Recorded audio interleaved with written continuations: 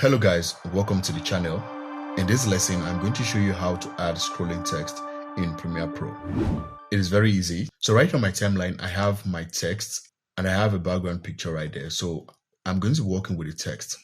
So with the text selected on the timeline, I'm going to head over to Effect Controls. Now within Effect Controls, I'm going to select the text. That's it right there. Down here, you can format the text, but I'm fine with what I have. So I'm going to head over to Transform. Now within Transform, I'm going to add a keyframe to position. So before I do that, I'm going to position the clip where I want it to be or where I want it to start from.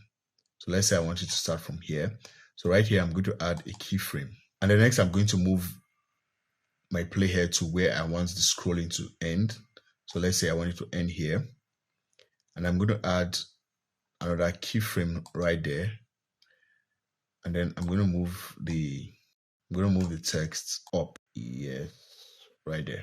Now when I play this back, there I have a scrolling text. Now if I want this to last a little bit longer, I'm going to have to increase the duration of the background and then the text as well on the timeline. Now this is 15 seconds or 14 seconds. And then I'm going to select the text and then move the keyframe to the end of the text. Now when I play this back, there I have a very nice scrolling text. So it's all about keyframes and positions. So it is basically positioning and keyframing.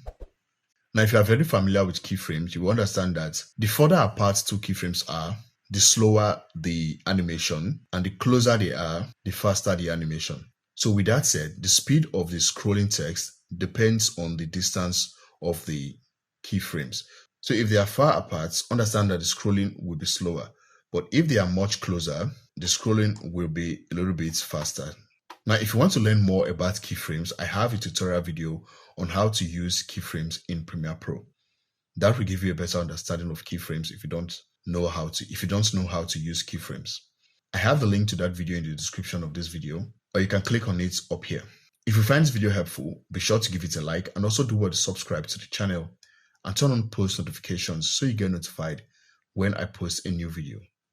Thank you, and I'll see you on the next one. Bye.